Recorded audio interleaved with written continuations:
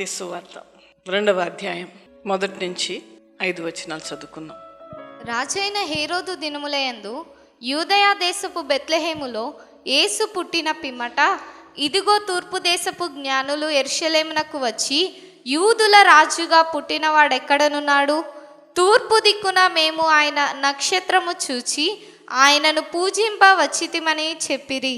హేరోదు రాజు ఈ సంగతి వినినప్పుడు అతడును అతనితో కూడా యెరూషలేములోని వారందరూ కలవరపడిరి. అప్పుడు రాజుల కాలము గనక మరి రాజు అయినటువంటి హేరోదు పరిపాలిస్తున్నటువంటి ఆ యొక్క యూదయ దేశంలో బెత్లెహేములో యేసు పుట్టిన పిమ్మట, ఇదిగో తూర్పు దేశపు జ్ఞానులు మరి యెరూషలేమునకు వచ్చి, యూదుల రాజుగా పుట్టినవాడు ఎక్కడున్నాడు? అయితే వీళ్ళు మామూలు వారు కాదండి. జ్ఞానులంటే చాలామంది అజ్ఞానులు అని చాలామంది దేవుని జనులు వాక్యం చెప్పారు, కానీ పొరపాటండి. ఏమంటారంటే జ్ఞానులు రాజు దగ్గరికి వెళ్ళడం అనేటువంటిది తప్పు, ఆ చుక్క చూపించినటువంటి దాని వైపు వెళ్లకుండా వాళ్ళు ఇష్టానుసారంగా వెళ్ళిపోయారు, సొంత ఆలోచనలు చేశారు, లేదంటే ఆ దారి తప్పారు, ఎన్ని చెప్తున్నారో పొరపాటండి. ఎందుకంటే హేరోదు రాజుని జ్ఞానులు సందర్శించటం అనేటువంటిది ఒక లేఖనాలు అక్కడ పూర్తి అవ్వాలి. ఎందుకనగా లేఖనాలు నిరర్ధకము కానేరవు అని వాక్యం చెప్తున్నది. హల్లెలూయా. రామాలో అంగలార్పు వినపడెను. హోషేయ ప్రవక్త ద్వారా రాయబడినటువంటి ఆ వాగ్దానము, లేదంటే ఆ యొక్క ప్రాఫెసీ నెరవేర్చబడాలి అని అంటే వాళ్ళు హేరోదు రాజు దగ్గరికి వెళ్ళాలి. కనుక మరి అందుకనే ఇక్కడ హేరోదు రాజు దగ్గరికి వెళ్ళారు. వీలుంటే ఎప్పుడన్నా వాక్యం పూర్తిగా మీకు తెలియజేస్తాను. వెళ్ళినప్పుడు యూదుల రాజుగా పుట్టినవాడు ఎక్కడున్నాడు? రాజుకు తెలిసేమో అని అనుకుని అడుగుతున్నప్పుడు తూర్పు దిక్కున మేము ఆయన నక్షత్రము చూసి, హల్లెలూయా, తూర్పు దిక్కున ఆయన నక్షత్రం. ఎంత అద్భుతంగా ఉందండి మాట. సృష్టికర్త అయిన దేవుడు అనటానికి బలమైన నిదర్శనం ఇది. ఆయన కొరకు ఒక నక్షత్రం పుట్టింది. చాలామంది ఏమంటారంటే ఇది ఒకటి కాదు 3 కలిగినటువంటి ఒక పెద్ద విషయం అది అని చాలామంది శాస్త్రవేత్తలు అంటూ ఉంటారు. ఆయన నక్షత్రం చూసి ఆయన పూజింపవచ్చితమని చెప్పి హేరోదు రాజు ఈ సంగతి విన్నప్పుడు అతడును అతనితో కూడా యెరూషలేములో ఉన్నటువంటి వారందరూ కూడా కలవరపడ్డారు. నేనే రాజును కాదు, ఇంకెవరు రాజు పుట్టాడు? ఇంకొక రాజు వచ్చాడు. ఏంటి, నా సీటుకి ఏమన్నా ప్రాబ్లం వస్తుందా? నా సింహాసనంకి ఏదైనా ప్రాబ్లం వస్తుందా? నన్ను డామినేట్ చేస్తాడా? వీళ్ళేంటి జ్ఞానులు అంటున్నారు, చూస్తానికి మంచి మంచి కిరీటాలు పెట్టుకొచ్చారు, చాలా వ్యవహారంగా ఉన్నారు, వీళ్ళే చెప్పారంటే ఏదో ఉందనుకుని కలవరపడ్డాడు. ఆయనతో పాటు అక్కడ ఉన్నటువంటి వారందరూ కలవరపడ్డారంట. చదువు నాన్న. కాబట్టి రాజు ప్రధాన యాజకులను ప్రజలలో నుండి శాస్త్రులను అందరినీ సమకూర్చి క్రీస్తు ఎక్కడ పుట్టెనని వారిని అడిగెను. ఏ రోజు రాజు ఏం చేశాడంటే అక్కడ ఉన్నటువంటి వారందరినీ, ప్రధాన యాజకులు మరి ప్రజలలో నుండి శాస్త్రులను, ఈ ప్రధాన యాజకులు శాస్త్రులు అనేటువంటి వారు హిస్టరీ మెయింటైన్ చేసేటువంటి వాళ్ళు అన్నమాట, వాళ్ళందరినీ కూడా సమకూర్చి క్రీస్తు ఎక్కడ పుట్టినని వారు అడిగాను. మీరు చూడండి, పుస్తకాలన్నీ తేండి, మీ లైబ్రరీలో ఉన్నటువంటి పుస్తకాలన్నీ తీసుకుని రండి, మీరు చదువుతున్నటువంటివన్నీ, మీరు గ్రహించినటువంటివన్నీ కూడా తిరిగేసి చూడండి క్రీస్తు ఎక్కడ పుట్టారని వాడిని అడిగాను. అంతలోపు ఏం చేశారు, జ్ఞానులను గెస్ట్ హౌస్లో పెట్టేసి వాళ్ళకి అన్నిటి కూడా ఏర్పాట్లు చేసేసి మరి వీళ్ళని అడుగుతున్నారు, శాస్త్రులను, ప్రధాన యాజకులను, ఈ క్రీస్తు అంట పుట్టాడంట, రాజు అంటే ఎక్కడో చూడండి తొందరగా అని చెప్పేసి వాళ్ళు అన్నప్పుడు అప్పుడు వాళ్ళు ఏమన్నారండి, అందుకు వారు యూదయ బెత్లెహేములోనే, అంటే ఇక్కడే. చదవండి అమ్మా. ఏలయనగా యూదయ దేశపు బెత్లెహేమా. ఏలయనగా అని అంటే ఏంటి? నేను తెచ్చినటువంటి ఆ పుస్తకములో వ్రాయబడినటువంటి విషయాన్ని మీకు చదివి వినిపిస్తున్నానయ్యా. చదువమ్మా. ఏలయనగా యూదయ దేశపు బెత్లెహేమా, యూదయ దేశపు బెత్లెహేమా, నీవు యూదా ప్రధానులలో ఎంత మాత్రము అల్పమైన దానివి కావు. ఇశ్రాయేలును నా ప్రజలను పరిపాలించు అధిపతి నీలో నుండి వచ్చునని ప్రవక్త ద్వారా వ్రాయబడి ఉన్నదనిరి. మీకు ప్రవక్త ద్వారా చెప్పబడినటువంటి మాట. చాలా మంది యేసు ప్రభుల వారు పాత నిబంధనలో లేరంటుంటారు. పొరపాటండి అది. ఎప్పుడైనా వాక్య ఆధారమే. ఎందుకనగా 318 సార్లు యేసు ప్రభు గురించి, ఆయన జననము గురించి పాత నిబంధనలో ప్రస్తావించబడినది. దానిలో ఒకటి ఈ రోజున మనం చెప్పుతున్నటువంటి వాక్య ధ్యానము. మీకా ప్రవక్త ద్వారా చెప్పబడినటువంటి వాక్యము ఇక్కడ మత్తయిలో కూడా మనం చూస్తూ ఉన్నాం. అయితే ఎన్ని సంవత్సరాల కిందట, ఎన్ని సంవత్సరాలు అంటే సుమారు 522 సంవత్సరాల క్రిందట చెప్పబడినటువంటి మాట ఇది. హల్లెలూయా, హల్లెలూయా, హల్లెలూయా. దీన్ని బట్టి మనకి ఏమర్థం అవుతుంది? వాగ్దానము చేసిన వాడు నమ్మదగిన వాడు. హల్లెలూయా. వాగ్దానం చేశాడు. తన యొక్క తండ్రి అయినటువంటి దేవుడు తన కుమారుడి విషయంలో మీకా ప్రవక్త ద్వారా మాట్లాడినటువంటి మాట ఇది. మీకా 5వ అధ్యాయం 2వ వచనం నుంచి. బెత్లెహేము ఎఫ్రతా యూదావారి కుటుంబములలో నీవు స్వల్ప గ్రామమైనను నా కొరకు ఇశ్రాయేలీలను ఏలబోవాడు నీలో నుండి వచ్చును. చూసారండి, బెత్లెహేమ ఎఫ్రాతా యూదావారి కుటుంబములో నీవు స్వల్ప గ్రామమైనను. ఒకవేళ స్వల్పం అని అనుకుంటున్నావా? లేదంటే ఆ యొక్క ప్రజలందరికీ, ఆ ఊరికి కూడా చెప్తున్నారండి. ఎందుకనగా చూడండి, దేవుని యొక్క మాటలు మనుష్యుల కంటే ప్రకృతి కానీ ఆ సృష్టి కానీ ఎక్కువగా రియాక్ట్ అవుతుంది. హల్లెలూయా, హల్లెలూయా. ఎఫ్రాతా యూదావారి కుటుంబం స్వల్ప గ్రామమైనను, ఆ గ్రామముతో మాట్లాడుతున్నాడు, ఆ గ్రామ ప్రజలతో మాట్లాడుతున్నాడు దేవుడు వాక్యము ద్వారా. హల్లెలూయా, హల్లెలూయా. నీవు స్వల్ప గ్రామమైనను నా కొరకు ఇశ్రాయేలులను ఏలబోవాడు. అంతకుముందు కూడా మత్తయి సువార్తలు అదే మాట. ఇజ్రాయేల్ అంటే ఎవరు? మనమే. ఎవరైతే రక్షణ తీసుకున్నారో వాళ్ళందరూ కూడా ఇజ్రాయేల్ ప్రజలే. చూడండి, ఇజ్రాయేలులను ఏలబోవాడు అంటే తన ప్రజలను ఏలబోవువాడు నీలో నుండి వచ్చును. హల్లెలూయా. నా కొరకు అంటున్నాడు దేవుడు. అంటే అర్థం ఏంటి? నా కొరకు అంటే ఆయన సొంతం కాదు అక్కడ. అంటే తండ్రి అయినటువంటి దేవుడు ఏ రకమైన ఆలోచన కలిగి ఉన్నాడంటే, నా ప్రజల కొరకు పాలించడానికి నా కుమారుడిని నేను తీసుకురాబోతూ ఉన్నాను. హల్లెలూయా. కనుక నా కొరకు ఇశ్రాయేలుని ఏలబోవాడు నీలో నుండి అంటే ఏంటి? బెత్లెహేము నుండి వస్తాడు. పురాతన కాలం మొదలుకొని శాశ్వత కాలము ఆయన ప్రత్యక్ష మగుచుండెను. బెత్లెహేము అంటే అర్థం ఏంటి? రొట్టెల ఇల్లు. ఎందుకు వచ్చిందా పేరు? ఎందుకనగా దేవుని బిడ్డలారా, ఈ లోక సంబంధమైనటువంటి ఆహారము కూడా దేవుని అద్దు నుండి మనకు రావాలి. హల్లెలూయా. కనుక ఆహారం ఇచ్చి దేవుడు గనక అక్కడి నుండి వస్తున్నాడు దేవుడు. హల్లెలూయా. బెత్లెహేము మరియు ఆత్మీయ ఆహారాన్ని ఇచ్చేటువంటి దేవుడు. హల్లెలూయా. ఇదంతా కూడా మనకు ఆత్మీయ. ఈ రోజున మనం ఇప్పుడు ఏం తింటున్నాం? ఇదేదో మీకు చెప్పడం కాదండి. చెబుతూ ఉన్నప్పుడు, వాక్యం ప్రిపేర్ అవుతున్నప్పుడు నేను కూడా ఆ ఆహారాన్ని భుజిస్తూ ఉంటాను, తింటూ ఉంటాను. ఆత్మీయ ఆహారాన్ని కూడా దేవుడు మనకి ఇస్తాడు. శరీర ఆహారం కంటే ఆత్మీయ ఆహారం మనకు ముఖ్యం. హల్లెలూయా, హల్లెలూయా. శరీర ఆహారం లేకపోతే అన్న మనం బ్రతకచ్చు, కానీ ఆత్మీయ ఆహారం లేకపోతే మనం బ్రతకలేము. ఏది తప్పు, ఏది మంచి, ఏది చేయకూడదు, ఏది చెయ్యాలనేటువంటిది ఈ పరిశుద్ధ గ్రంథములో ఉన్నది. హల్లెలూయా, హల్లెలూయా. కనుకనే ఆ వాక్యమే శరీరధారి అయి కృపా సత్య సంపూర్ణుడిగా మన మధ్య నివసించెను. హల్లెలూయా, హల్లెలూయా, హల్లెలూయా. కనుక శారీరకమైన ఆహారం మరియు ఆత్మీయ ఆహారం. అంతేకాదండి, ఇంకొక 3వ అర్థము కూడా ఉన్నది. ఎందుకనగా ఆయన శరీరధారి ఎందుకు వచ్చాడు అనడానికి, ఆయన శరీరాన్ని విరగ్గొట్టుకోవడానికి వచ్చి ఉన్నాడు. హల్లెలూయా. ఆ శరీరాన్ని విరగ్గొట్టుకుంటేనే మాత్రమే మనం దాన్ని భుజింపగలము. కమ్యూనియన్ అన్నటువంటి పేరులో ఎప్పుడైతే ఆ రొట్టె ద్రాక్ష రసము దేవుని యొక్క సన్నిధిలో పెట్టబడిందో, ఎప్పుడైతే ప్రార్థన చేస్తామో అప్పుడు అది ఆయన శరీరముగాను ఆయన రక్తముగాను మారబడుతుంది. హల్లెలూయా, హల్లెలూయా. మారబడినటువంటి ఆ యొక్క శరీరము ఆయన రక్తము తీసుకున్నట వలన మొట్టమొదటి నిత్య జీవము, ఆయనతో పాటు జీవించడానికి అవకాశము, మన జీవితంలో సమాధానము, ఆయన రక్తములో ఉన్నటువంటి స్వస్థత, ఆయన శరీరంలో ఉన్నటువంటి ఆయన మహిమను మనం పొందుకోవడానికి దేవుడు శరీరధారి అయ్యే లోకానికి వచ్చి ఉన్నాడు. హల్లెలూయా. ప్రభు నామమునకు మహిమ కలుగును గాక. చప్పట్లు కొట్టి దేవుని నామాన్ని మహిమపరచు. హల్లెలూయా. అందుకనే బెత్లెహేము నుండి రావడానికి గల కారణం తర్వాత ఇంకో మాట ఎఫ్రత. ఎఫ్రత అంటే చెప్పండి అమ్మా.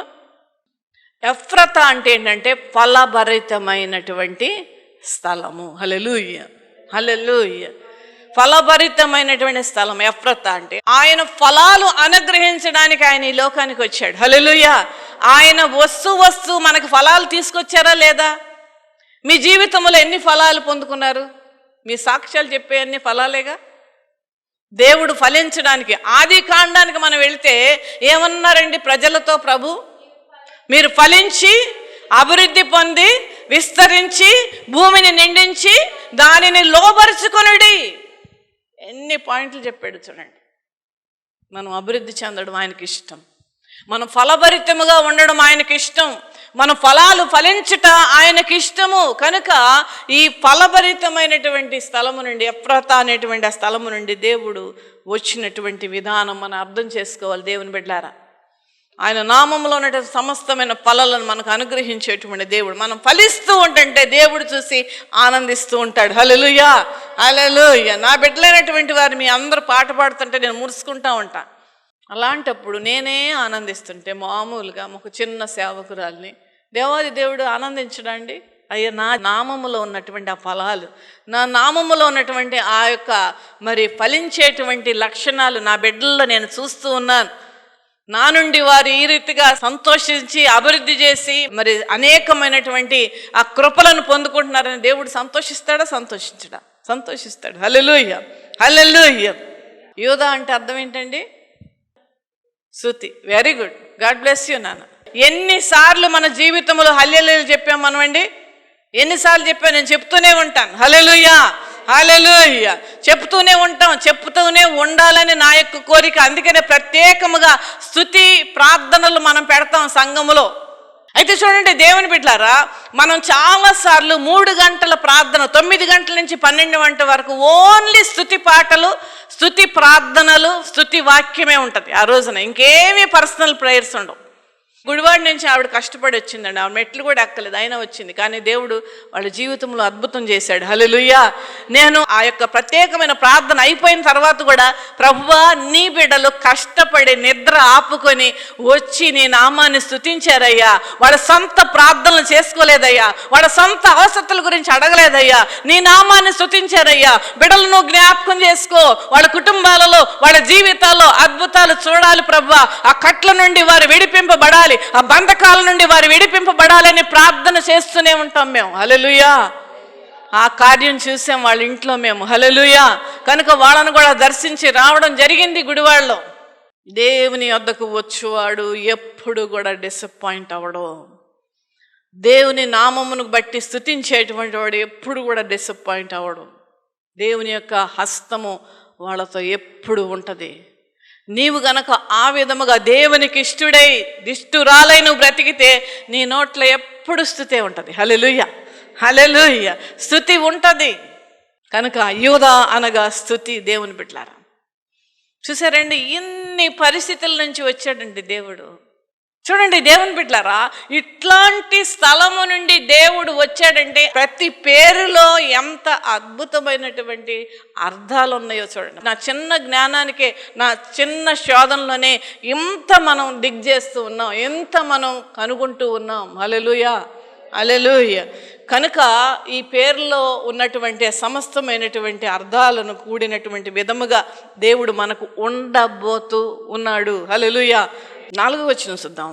ఆయన నిలిచి యెహోవా బలము పొంది తన దేవుడైన యెహోవా నామ మహత్యమును బట్టి తన మందను మేపును. హల్లెలూయా, హల్లెలూయా. ఇక్కడికి వచ్చేటువంటి వారు ఖచ్చితముగా ఈ మందిరాన్ని, ఎందుకంటే ఈ మందిరం ప్రతిదీ కూడా ప్రార్థనలతో కట్టబడింది. హల్లెలూయా.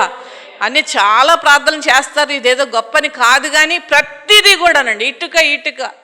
నేనేం చెప్పానంటే ఆ కాంట్రాక్టర్తో ఎక్కడ కూడా కొబ్బరికాయలు కొట్టడాలు కానీ, రోజులు చూడడం కానీ, లేదంటే ఈ రకరకాలైనటువంటి ఈ లోక సంబంధమైనటువంటివి కానీ ఇక్కడ జరగడానికి వీలు లేదు.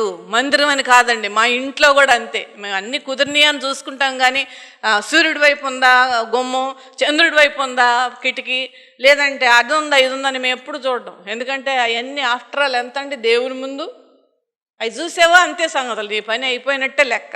అంత స్ట్రిక్ట్గా కట్టబడినటువంటి మందిరం ఇది. హల్లెలూయా, హల్లెలూయా.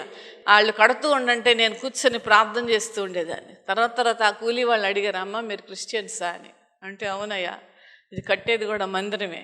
ఎవరిని కూడా బీడీలు తాగడం కానీ, పానులు తినటం కానీ, సిగరెట్లు తాగడం కానీ, చెడ్డ మాటలు పలకడం కానీ నేను ఒప్పుకునేదాన్ని కాదు. ఇక్కడ అట్లాంటి వాళ్ళు ఉంటే అసలు తీసేయండి, పంపించేసేయండి కొంతమందిని అయితే కూడా. ఎందుకనగా చూడండి దేవుని బిడ్డలారా, దేవుని పరిశుద్ధతను మనం మెయింటైన్ చేయాలి మన జీవితంలో. ఎందుకు ఈ ఉదాహరణ నేను చెప్తానంటే, మన జీవితంలో కూడా అటువంటి పరిశుద్ధతను మనం మెయింటైన్ చేయాలి. అప్పుడు పరిశుద్ధాత్మ దేవుడు మనలో ఉంటాడు. మనలో ఉంటే ఆయన చూసుకుంటాడు మిగతాదంతా. హల్లెలూయా, హల్లెలూయా. ఆయన చూసుకుంటాడు అంతాను. ఆ తండ్రి యొక్క నామ మహత్యమును బట్టి తన మందను మేపుతాడు, అన్ని విధాలైన ఆశీర్వాదాలు ఇస్తాడు ఆయన. హల్లెలూయా. తన మందను మేపును. చదవచ్చదమ్మా. కాగా వారు నిలుతురు అంటే అర్థం ఏంటి? నిలుతురు అంటే అర్థం ఏంటంటే స్టేబుల్గా ఉంటాం. హల్లెలూయా. మేపుతానంటే దేవుడు మేపుతాడు అంతే. హల్లెలూయా. తన మందను మేపును. ఎవరైతే ఆ మందలో ఉంటారో, ఎవరైతే ఆయన సంరక్షణలో ఉంటారో, ఎవరైతే ఆయన రక్షణలో ఉంటారో మిగతాదంతా ఆయన చూసుకుంటాడు. నీ గురించి కానీ, నీ బిడ్డల గురించి కానీ, నీ చదువు గురించి కానీ, నీ ఉద్యోగం గురించి కానీ అన్నీ ఆయన చూసుకుంటాడు. హల్లెలూయా, హల్లెలూయా. కాగా వారు నిలుతురు అంటే అర్థం ఏంటంటే అదండి. హల్లెలూయా. కాగా వారు నిలుతురు, ఆయన భూమి అంతముల వరకు ప్రబలుడును, ఆయన సమాధాన కారకుడగును. హల్లెలూయా, హల్లెలూయా. ఇక్కడ మనం చూద్దామండి వాక్య ధ్యానంలో ఉన్నటువంటి ఒక విషయాన్ని మళ్ళా నేను జ్ఞాపకం చేయాలి. నీవు స్వల్ప గ్రామమైనను, దేవుడు ఇచ్చినటువంటి వాగ్దానం ఇది. ఇన్ని ఆశీర్వాదాలు నేను వివరించి చెప్పి ఉన్నాను దేవుని బిడ్డలారా. అయితే మనము కూడా మన జీవితంలో చాలాసార్లు నాకు ఇది లేదు కదా, నాకు ఆ చదువు లేదు కదా, లేదంటే నాకు క్వాలిఫికేషన్ లేదు కదా, లేదంటే నాకు అనారోగ్యం ఉన్నది కదా, లేదంటే నా కుటుంబంలో ఈ సమస్య ఉన్నది కదా, నా వలన ఏమవుతుంది, నేను స్వల్పం కలిగినటువంటి దాన్ని, నాకు ఏమీ లేదు, ఏ ఆధారము లేదనేటువంటి ఫీలింగ్ ప్రతి ఒక్కరికి కూడా వస్తుంది. మరి మొన్నడు ఒక ఆవిడ వచ్చిన ప్రార్థన చేయించుకుంది. ఆవిడ ఏంటంటే వాళ్ళ కొడుకు అసలు చదువు అవ్వట్లేదంట. ఈ రకమైనటువంటి సమస్యలలో అనేక మంది ఎదుర్కొంటూ ఉన్నారు. నా వలన ఏమవుతుంది, నేను అంత కట్టగలనా, నేను అంత కొనుక్కోగలనా, ఆ విషయాలు నేను మరి చేసుకోగలనా, నా బిడ్డలకి ఏ ఆధారం కూడా లేదు, నా భర్త చనిపోయాడు, నాకు ఏ విధమైనటువంటి ఆర్థికమైన సహాయం కూడా నాకు లేదు అని స్వల్పంగా మనం ఆలోచించుకునేటువంటి పరిస్థితుల్లో అనేక మంది వెళ్తూ ఉంటారు. చూడండి, ఇటువంటి చిన్న గ్రామమైనను దేవుడు ఎంతగా హెచ్చించాడు. హల్లెలూయా. ఎంతగా హెచ్చించాడండి. ఇజ్రాయెల్ కంట్రీని దేవుడు ఎలా ఆశీర్వదించాడు. ఇజ్రాయెల్ గురించి ఒక టాప్ క్వాలిటీ ఎవరినో చెప్పండి నానా. Defence. Very good, very good. ప్రతి ఒక్కళ్ళు కూడా యవ్వన బిడ్డలు, మగోళ్ళేంటి ఆడవాళ్ళేంటి ఖచ్చితంగా మిలిటరీలో జాయిన్ అవ్వాలి. రూల్ అది, కంట్రీ రూల్. ఎందుకంటే వాళ్ళ యొక్క తెలివితేటలు మామూలు కాదండి. సముద్రంలో నుంచి మంచినీళ్ళను వాళ్ళు తయారు చేస్తున్నారు. హల్లెలూయా, హల్లెలూయా. అంతేకాదండి, ఈ యొక్క వాతావరణంలో మాయిశ్చర్ ఉంటుంది కదా. మాయిశ్చర్ అంటే ఏంటంటే తేమ ఉంటుంది కదా. ఈ వాతావరణ గాలిలో తేమ ఉంటుంది. ఆ తేమలో నుండి డ్రింకింగ్ వాటర్ చేస్తున్నారు వాళ్ళు. హల్లెలూయా. వైరస్ రాకుండా ల్యాప్టాప్స్లో కానీ ట్యాబ్స్లో కానీ రకరకాలైన వైరస్ రాకుండా ఉండాల్సిన టెక్నాలజీ వాళ్ళు కనుక్కున్నారు. సెల్ ఫోన్లు కనుక్కున్నది వాళ్ళే. అంతే కదండి. చిన్న దేశము, దాదాపు 400 చిల్లర కిలోమీటర్లు మాత్రమే ఉంటుంది. 115 వెడల్పు ఉండేటువంటి దేశం అది. యూరోపియన్ కంట్రీస్ అన్నిటికీ కూడా ఆ ఇజ్రాయెల్ కంట్రీ నుంచే ఫ్రూట్స్ అన్నీ వెళ్తుంటాయండి. ఎంత బాగుంటాయి తెలుసా ఫ్రూట్స్ వాటిలో. ఇజ్రాయెల్ కంట్రీలో పండించేటువంటి ఫ్రూట్స్ ఎన్ని దేశాలకు ఎక్స్పోర్ట్ చేస్తున్నారు వాళ్ళు. హల్లెలూయా. చిన్న స్థలం, చిన్న స్థలం. గోళ్ళ మీద కూడా వాళ్ళు ఏంటో చెట్లు పెట్టేస్తారండి. టెక్నాలజీ అలాగే. వాళ్ళకున్న తెలివితేటలు మామూలు కాదు. నోబెల్ ప్రైజెస్ వచ్చినటువంటి వారు ఎక్కువ మంది ఏ కంట్రీలో ఉన్నారంటే ఇజ్రాయెల్ కంట్రీలోనే ఉన్నారు. ఫస్ట్ న్యూసెస్ ఏమొచ్చింది, వైఎస్ఆర్ మిస్ అయ్యాడని చెప్పి బ్రేకింగ్ న్యూస్ వస్తూ ఉంది. అప్పుడు ఎంత ఎతికినా ఎవరికి కనపడలా, ఎంత ఎతుకుతున్నా కనపడ్డది. అప్పుడు ఢిల్లీ నుంచి, అప్పుడు మేము ఢిల్లీలో ఉన్నాం, అప్పుడు ఢిల్లీ నుంచి మాకు తెలిసినటువంటి ఒక ఆఫీసరు ఆయన వేరే ఆ ఎయిర్ ఫోర్స్లో ఉండేటువంటి ఆయన ఒక స్పెషల్ ఫ్లైట్ని పంపించారు ఆంధ్రప్రదేశ్కి. ఎక్కడైతే ఆ హెలికాప్టర్ ఎక్కడి వరకు వెళ్ళింది, ఆ పరిసర ప్రాంతాలలో ఒక్కసారి ఆ ఫ్లైట్ అలా వచ్చి అలా వెళ్ళిపోయిందండి. ఒక 10 కిలోమీటర్ల విడుతులో ఎక్కడి నుంచి మిస్ అయిందో హెలికాప్టరు, ఆ పరిసర ప్రాంతాలు ఒక్కసారి అట్లా వెళ్ళిపోయింది, మళ్ళీ వెనక్కి వెళ్ళిపోయింది అది ఢిల్లీకి. దానిలో ఉన్న టెక్నాలజీ ఏంటో తెలుసా, కిందంతా ఎయిర్ప్లేన్ ఇలా వెళ్తుంటారు కదా, కిందంతా కెమెరాలు ఈ ఎంత భాగాన్ని కొన్ని వేల ఫోటోలు తీస్తాయండి ఆ యొక్క ఎయిర్ క్రాఫ్ట్. అలా కొన్ని లక్షల ఫోటోలు తీసేసి వెళ్ళిపోయింది అది. అప్పుడు వాళ్ళు ఆ చిప్పును తీసి ఆ కంప్యూటర్లో పెట్టుకుని చూసి దాన్ని ఎనలైజ్ చేసి చూస్తూ ఉంటుంటే అక్కడ దొరికింది ఒక చోట ఆ యొక్క బాడీ కనపడింది. అప్పుడు వాళ్ళు నేషనల్ గవర్నమెంట్కి ఇన్ఫామ్ చేశారు. ఆయన యొక్క హెలికాప్టర్ అంతా కూడా ముక్కలు అయిపోయింది, దానిలో ఉన్న మనుషులందరూ కూడా ముక్కలుగా పడున్నారు. అప్పుడు నేషనల్ న్యూస్ వచ్చి ఆంధ్రప్రదేశ్కి తెలియజేసింది, రాజశేఖర్ ఇస్ డెడ్ అని. ఇంతకీ ఆ ఫ్లైట్ ఎక్కడది అనుకుంటున్నారు, ఇజ్రాయెల్ దేశం నుంచి వచ్చింది అది. ఇది సత్యం అండి, ఇది నేను అబద్ధం చెప్పట్లేదు, లేదంటే కల్పించి అంతకంటే చెప్పట్లా. బెంగళూరులో ఉన్నప్పుడు వరల్డ్ అంటే అన్ని కంట్రీస్లో మీ కంట్రీలో ఉన్న గొప్పతనాన్ని తీసుకుని వచ్చి మనం పెట్టుకుంటాం కదా, స్టాల్స్ పెడతాం కదా, ఆ స్టాల్స్లో పెట్టిన ఇండియా, జర్మను, సౌత్ ఆఫ్రికా, మరి ఇంగ్లాండు, ఈ రకమైనటువంటి అన్ని స్టాల్స్ ఉంటే ఇజ్రాయెల్ వాళ్ళు కూడా వాళ్ళ స్టాల్లో పెట్టారండి. మా పాస్టర్ గారు అప్పుడు వెళ్ళారు, జాన్సన్ పాస్టర్ గారు వెళ్ళి అన్నారు, అనౌన్స్ చేశారు, మీరు అందరూ కూడా వెళ్ళి ఇజ్రాయెల్ యొక్క పెట్టిన ఆ స్టాల్కి వెళ్ళి మీరు చూడండి, దానిలో ఒక వస్తువు ఉంది, ఇంత చిన్న వస్తువు. అదంటండి 45 కిలోమీటర్లు భూమి లోపలికి, 45 కిలోమీటర్ల కింద కూడా ఏమున్నదో తెలియజేసేటువంటి కెమెరా అంటండి. ఆ ఇజ్రాయెల్ కంట్రీ గురించి చెప్పడం అనేటువంటిది సాయంత్రం వరకు చెప్పచ్చు.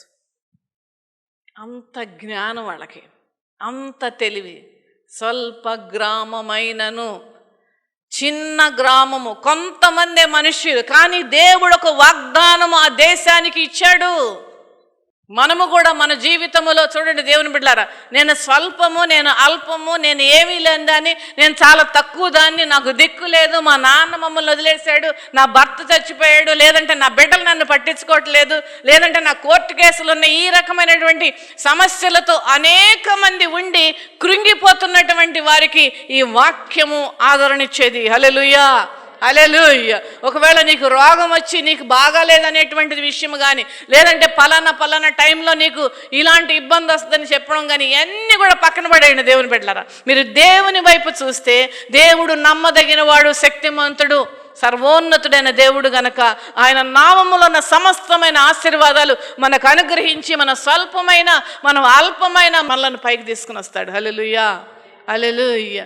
ఏ రకముగా వాగ్దానం చేశాడో ఆ యొక్క ఇజ్రాయెల్ దేశమునకు, అదే విధముగా మనకు కూడా వాగ్దానం చేసి మనలను అత్యున్నతమైనటువంటి స్థానములోనికి తీసుకుని వెళ్ళడానికి, ఆశీర్వాదము ఇవ్వడానికి దేవుడి ఈ లోకానికి వచ్చినట్లుగా మనం చూస్తూ ఉన్నాం. హల్లెలూయా.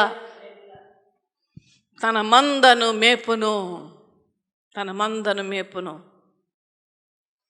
అయితే ఒకటి దేవుని బిడ్డలారా, ఈ విధమైనటువంటి హెచ్చింపు, ఈ విధమైన అభివృద్ధి, ఈ విధమైనటువంటి ఆశీర్వాదము, ఈ విధమైనటువంటి దీవెనలు, ఈ విధమైనటువంటి సంరక్షణ, ఆయన రెక్కలలో ఉన్నటువంటి ఆ మహత్రము, ఆ రెక్కలలో ఉన్న ఆయన కాపుదల, ఆయన బలమైన హస్తముతో మనల్ని ఆదుకునే విధానము, ఇవన్నీ కూడా మనకు కావాలనంటే ఆయన మందలో మనం చేరటమే. హల్లెలూయా, హల్లెలూయా, హల్లెలూయా.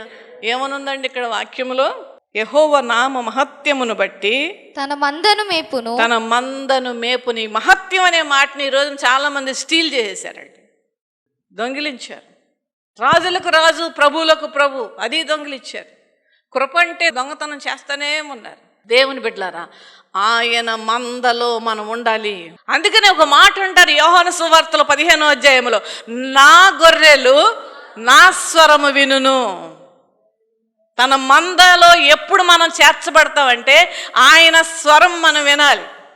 అంతేగాని నా ఫ్రెండ్ సినిమాకి రమ్మన్నాడుగా, ఆ స్వరం కాదండి వినాల్సింది. నా ఫ్రెండ్ ఆ అమ్మాయి నేను ఏడిపిద్దామని అంటున్నాడు, ఆ స్వరం కాదు మనం వినాల్సింది. చెత్త చెదారం టీవీలో వస్తున్నాయి, అవి కాదండి మనం వినాల్సింది. మన రక్షకుడు, మన ప్రభువు, మనం కాపాడేటువంటి దేవుని యొక్క స్వరం మనం వినగలిగేటువంటి వారం అయితే ఆయన మందలో మనం ఉన్నట్టే. హల్లెలూయా, హల్లెలూయా. కనుక దేవుని బిడ్డలారా, ఈ రకమైనటువంటి సకల ఆశీర్వాదమునకు కారణభూతుడైనటువంటి ఆ పరలోకపు తండ్రి యొక్క నామ మహత్యమును నీవు అనుభవించాలంటే ఆయన మందలో నువ్వు ఉండాలి. కాదంటారండి? మేపుతాడు ఆయన. నువ్వేమి చింతపడవలసిన పని లేదు, ఏమీ బాధపడవలసిన అంతకంటే పని లేదు.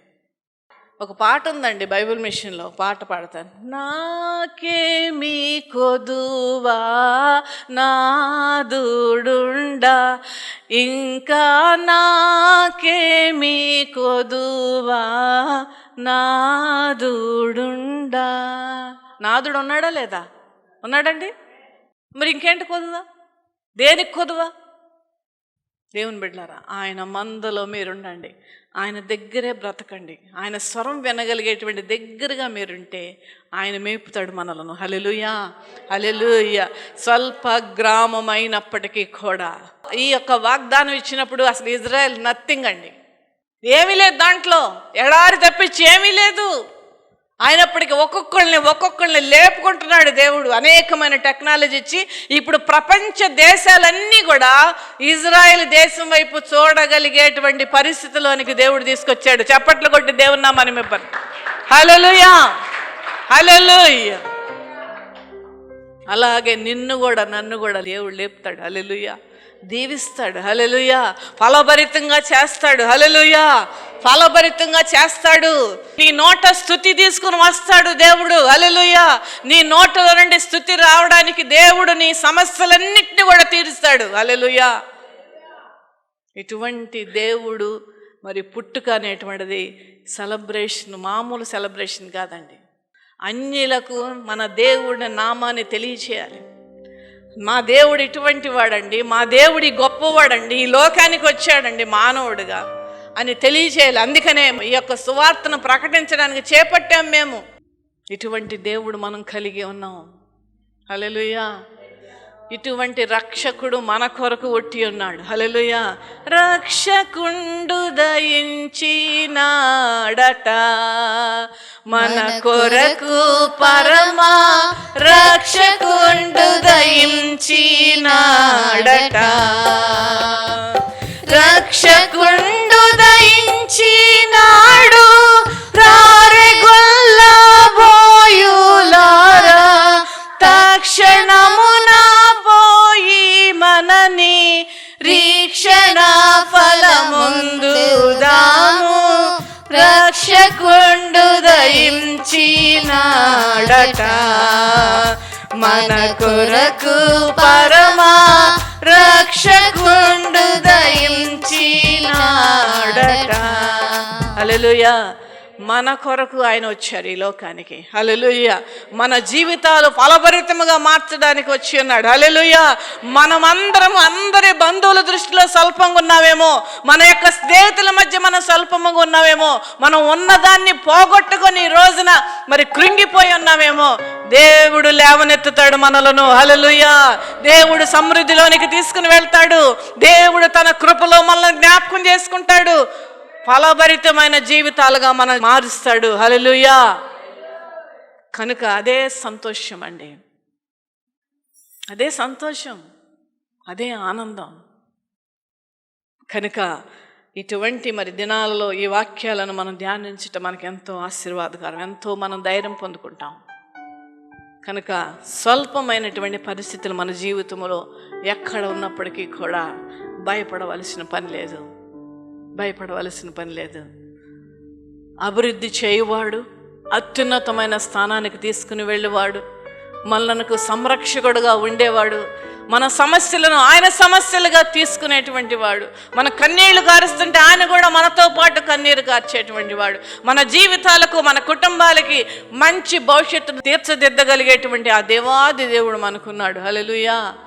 కనుక దేని విషయంలో కూడా బాధపడద్దు, దేని విషయంలో కూడా మీరు చింతపడవద్దు. రక్షకుడైన దేవుడు మనల్ని నడిపిస్తాడు. అటువంటి కృప వాక్యం విన్న ప్రతి బిడ్డకి దేవుడు అనుగ్రహించును గాక. Amen. Amen. God bless you.